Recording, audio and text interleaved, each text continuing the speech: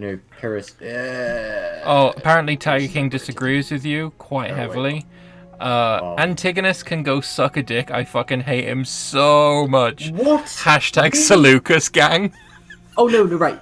I am Seleucus gang all the way. I fucking adore Seleucus. Him fucking leaving Egypt with, 500 men? And, under conquering Babylon and the Eastern Satrapies and then marching all the way over to Ipsus in, record time. Something never before. That was Alexander style and was not emulated until Napoleon with his speed. Absolutely incredible. Seleucus, the man. But how can you not respect Antigonus, the one-eyed? Seriously. I would say that was emulated one more time before Napoleon.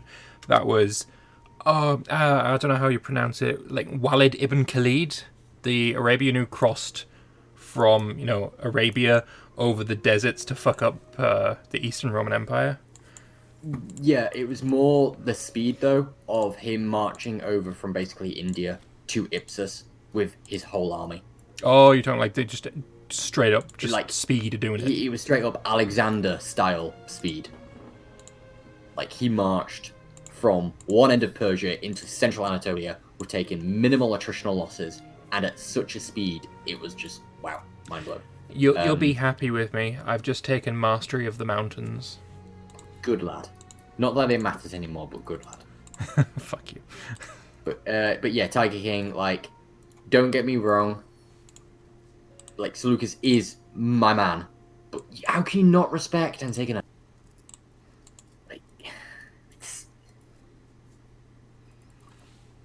The only Diadochi you should really say is a dick is Cassander the twat. Barbarians were originally people who didn't speak Greek to Greeks or Latins to Romans. The name comes from the Berber people. So basically the Carthaginians knew... That's not right. It actually comes from the fact that to the Greeks it sounded like ba ba ba ba, as in sheep baaing, not from the Berbers. Yeah, no, it definitely did not come from the Berbers. Not hoping hell of that being... The ba ba ba ba things is horrible history's joke. Yeah, that's also true. Yeah. But it's definitely not the Berbers. It basically it's the Greek word, or the ancient Greek word, I don't know if it is now, for foreigner. Yeah, I've actually got a Greek in my chat, and he says no barbarian meant foreigners. Yeah, it literally just meant foreigner. But I like the headcanon of they just sounded like sheep. Blah blah blah blah blah. But that horrible histories joke is I mean, the horrible histories was the fucking tits. Oh yeah. Antigonus fucked me so many times in Imperator. I can harbour nothing but hate for him. Also, he killed Eumenes. Yeah, I fucking loved Eumenes as well. He was amazing, and I'm so sad that the start date isn't with Eumenes in, because Eumenes is... he was the fucking tits, but, but Antigonus is the tits as well. But Eumenes, yeah. Now, I can understand you hating him for Eumenes. I hate Cassander for murdering Alexander's family, but... Eumenes did kind of rebel against him and everything, and, it was the way it had to go. I was sad when I was reading up the Diadochi for the first time, and I was, really getting into Eumenes, and I'm fucking... And then Antigonus executes him, but... Shit happens. Dude died. Shit happens, mate. We need a Game of Thrones. No. But better. No. Style I was about TV to say show. this, and I didn't say Game of Thrones. It needs to be funded at the level that Game of Thrones was. Yes. But it also needs to be way less. What's the correct term? Nepotistic when it comes to who is running the show. Yeah. Yes. I think the entire if you have the first episode start with Alexander dying at the very end, and then you go through all of the seasons. The end of the first episode being literally the last words of the episode is to the Empire to the strongest. Oh my god, that would be such a fucking badass ending. Then you can have the whole first season being Ptolemy running away with the body, and we'd have Seleucus coming up from Egypt. Oh, it'd be fucking amazing. Later on. But like Perdiccas going into Egypt and then his army getting eaten by the crocodiles and Yeah, Perdiccas would be a pretty good main character for one of the first seasons. Someone a little bit relatable. I don't know if you could say that, but you know, yeah, a and little then bit you can make relatable. it ambiguous whether he was wanting to take the empire for himself or wherever he would have, let Alexander's son take over. Oh, it's so good. Like, oh, it'd be so good, so fucking good. It has the potential. It would have a big potential of being fucking phenomenal. Yeah. But it also has the potential of backfiring hugely. Like, I think a lot of the big studios are wary of putting that much money. As soon as Game of Thrones came out and people saw that it was doing super well, a bunch of these pseudo-historical fantasy shows just popped out of the woodwork all over the fucking place. And a lot of them were absolute trash. We got more Marco Polos than we did Game of Thrones seasons 1 to 4. I actually only watched a little bit of Marco Polo, so I can't really comment on that one. But there was, like I said, there was so much fantasy stuff. But I think right now, these same studios will be looking at how the ending of Game of Thrones was received, not understanding why it was received that way, and just being scared away. That's what my worry is. Yeah. Anyway, back to War with Phrygia. So I know you're gonna absolutely say no to this, but I would love a similar styled one. But instead of multiple people, multiple overarchings, it would be Napoleon. And I know you don't like Napoleon and everything, but I just think his story, whether you like him or not, you could do a really, really good story that could have both arguments for people thinking he's amazing and people thinking he's not a tyrant. Going from, like, his start within the Royal Military Academy or whatever, and then go, artillery commander, all the way up until his exile, and that would be amazing. I just feel like you're basically going to piss off the entire nation of France, or you're going to tell the truth. I don't think you can get away with avoiding pissing off people and still telling the truth. Because I mean, he's literally a national hero for them. Yeah. So And showing I can see like that. how he actually was is A national going hero. to be a what? A national hero. Right. But Great there's a historical mythical figure. status to him as well that didn't, like, his faults have been downplayed by a lot of people, including yourself, to the point where if you show those faults, it's going to, like I said, he's a national hero to France. So showing the faults is basically an insult to France. Or it will be perceived as such. I just think that's a dangerous game you're playing. I mean, I agree that It is his an story incredible is really incredible. He is a good character. Yeah. Because I I think he's a love good I love character. grey area characters. And he Yeah. was a Very fucking grey. grey area character. But I think when you point at a grey area character and show him as he was, and he's like he's held up to this really high standard of, Yeah. Yeah, it'd be- I can see that point it's now. iffy as fuck. We don't have to worry about writing an overall plot since it's based on history. As if that has stopped anything ever from going tits up. Yeah, the thing is, you say that, but you need, like, to the person who said that, a lot of why historical movies or TV shows always deviate is what happened historically doesn't always translate well to the TV or film medium. And you need to cut things down, you need to add in things, make them up a bit, to make it exciting and make it engaging to watch. So yeah, you do need to do a script and everything, and I think You it's need a to lot make it harder sexy. to write an authentic historical TV show or movie that's not going to piss people off because you made too much up, or bore people because it's too real. Edward, I agree with you, but I'm not saying that out loud because that will get my video banned in France.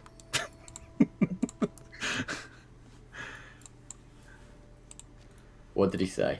I'm not saying that out loud. Paraphrase it. Paraphrase it. Is it something that's going to make me roll my sleeves up and, be like, right, hey, we're fucking fighting this, right? Yes. Napoleon. Yes. Yes, Absolutely, yes. Ooh. Did you just go out in my comments and look? James copied it. We're not going into it. I like my videos being monetized in France. I'm gonna say we're not going into it, but doing that comparison, no. God, no.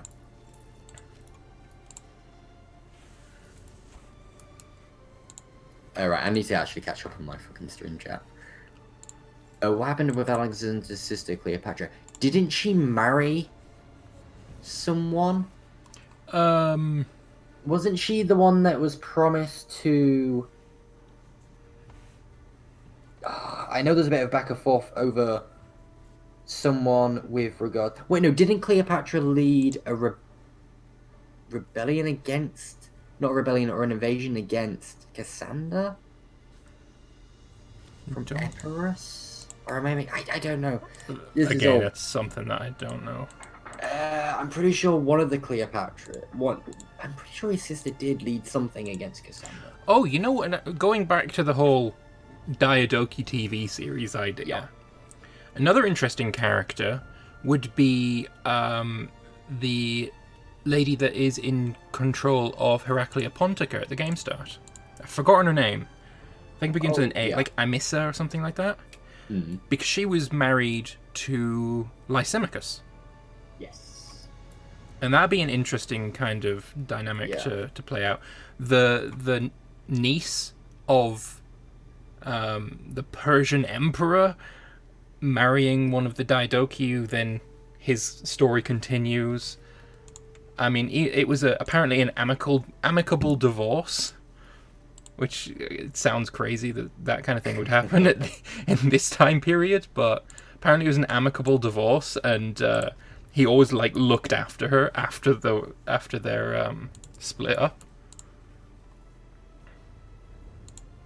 Which, I mean, it just sounds bizarre to me, but yeah, she'd also be a pretty interesting character. Especially since, if the game is anything to go by, her sons are absolute assholes. Yeah, the thing with the TV show is there are so many characters and so many different personalities. And only Game of Thrones season 1 to 4 has ever pulled it off for that many characters. Yeah. Specifically seasons 1 to 4, there are no other seasons of Game of Thrones. It's one of those where you would...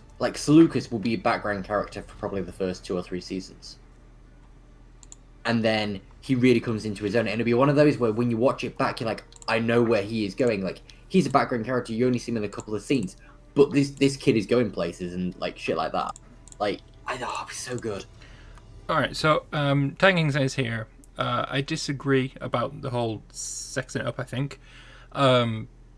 Script for character dialogue, yes, you'd have to make that up, but no, history is far more interesting than fiction. Also, the history of the Diadochi is just nuts. Agreed. For us. Absolutely. But for a general audience, there's got to be more tits. Film Alexander with Colin... What's his face? Farrell. Plays Alexander? Farrell, that's it. Colin Farrell. Right? That film... Imagine Alexander with Colin Firth. That's what was in my head. I'm like, it's not Colin Firth. I want to see this be a thing. That film is pretty good when you look at it from a historical standpoint. But even for me, by God, is it boring. Yeah, that film definitely has I think that is a perfect its example issues. of a historical film getting it right, historically, standpoint, but not getting it right. Some of the combat in that movie is fucking wank, though. Yeah, it needs...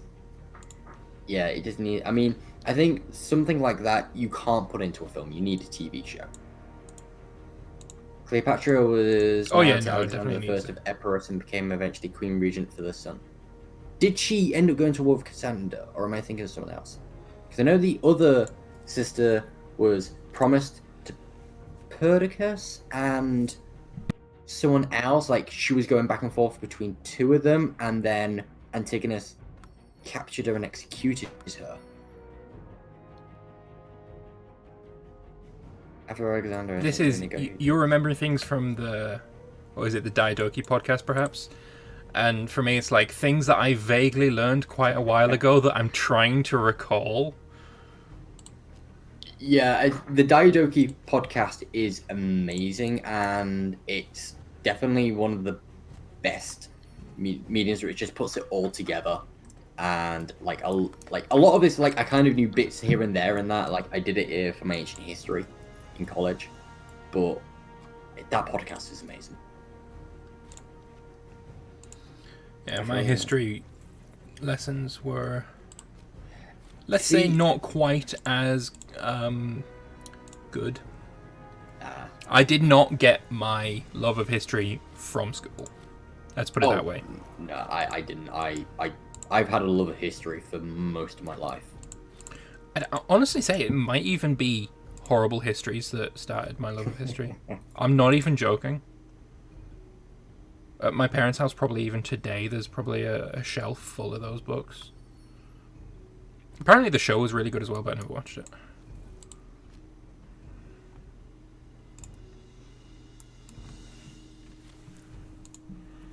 I've got a guy in my chat who really, really likes Pyrrhus.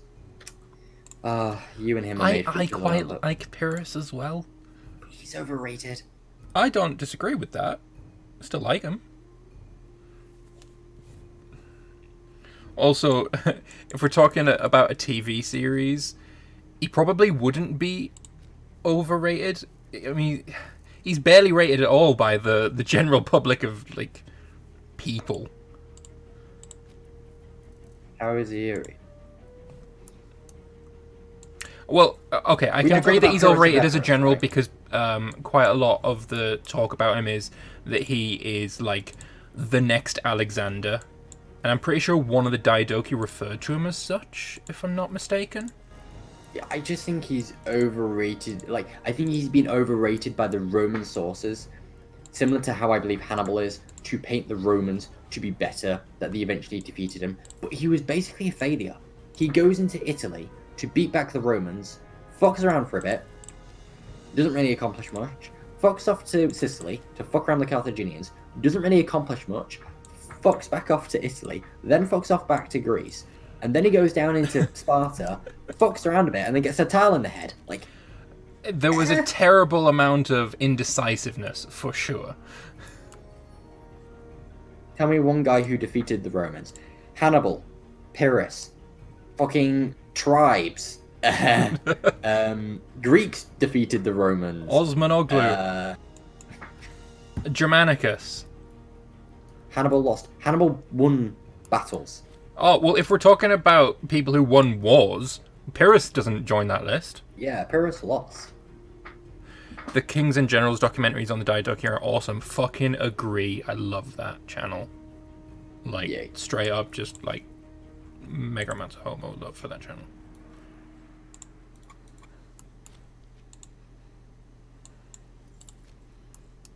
Definitely one of my favorites on YouTube. Next Alexander can't even win one war. Like, he had the opportunity to win every war he was involved in, but he kept moving to another war. He saw opportunity there. I'll stop this one and I'll start over there. He made a lot of enemies that way.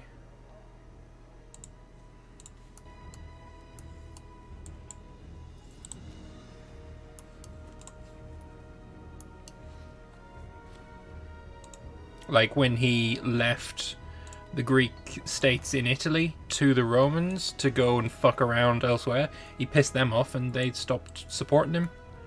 Yeah. Like if he just like, okay, we're doing this and we're gonna stick with this war, and no, I'm not getting involved in another war in another fucking part of the world because I'm busy. Like, yeah, he probably would not be overrated as a general. He'd probably be pretty accurately rated.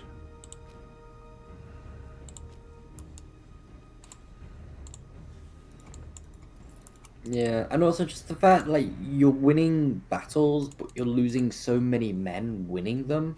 It's like, can you?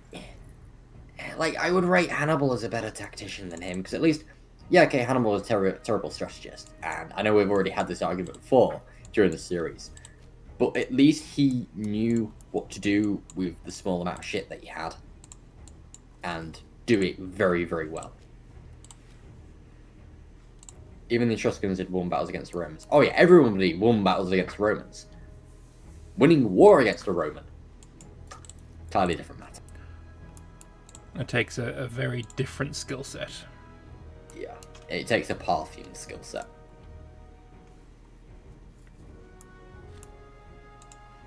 I mean, isn't the Parthian skill set just, I'm gonna ride around on a horse and a bow, meh.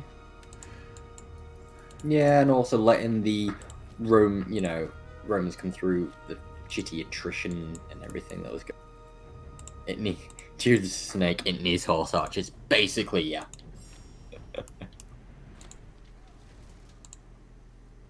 It's supposed to be... No. I'm not saying like he lost more than the Romans. I'm saying like he lost such an amount that it's like the Romans had. The Romans, in pretty much every conflict they've had, they can tank so many losses. So you need to be smart about it, and you need to not take a lot of losses, and you need to really grind them down without grinding yourself down. And Pyrrhus just couldn't do that. And then he just fucked off to Carthage. He saw an opportunity elsewhere, and instead He's always a general that I've never understood why people revere him so much. So maybe I'm just missing something, but like there are so many other generals I would rate so higher, like Eumenes, Seleucus, Lysimachus, Antigonus, even Demetrius I would rate higher. If you're gonna go by Greeks, then you got Hannibal, you got Caesar, you've got Marius. Like,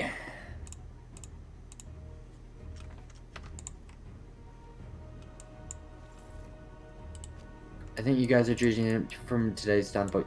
Well, no, because like Eumenes was literally just. Also, don't resent me. I quite like him. Oh yeah, like Lambert likes Pyrrhus. Yeah, I think he's pretty cool. I like his story. But like it's not that he didn't conquer a large amount of lands, or like you don't need to conquer a large amount of lands to be. Hannibal knew not to march on Rome. It was suicide to do so. Agreed. Yeah, but he didn't know not to march your army through the Alps and lose half of it, and then not have the men to then march on Rome. I think...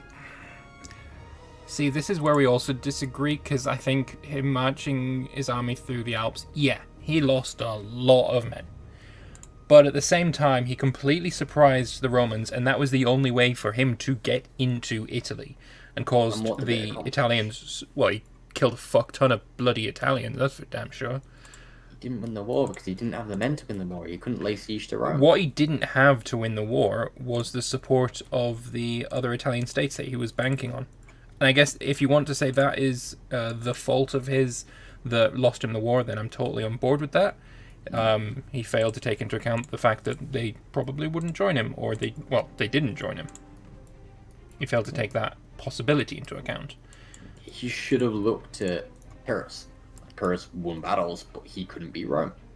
And he should have realized that it's not all about winning battles. He did look at Pyrrhus, and he saw that when Pyrrhus went to Italy, he had the support of the Italian city-states. That's what he was expecting to have as well. He just didn't get that. And that's why he lost. Like...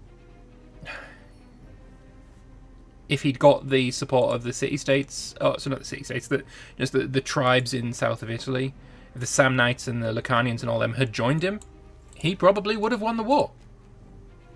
The fact they didn't is why he lost.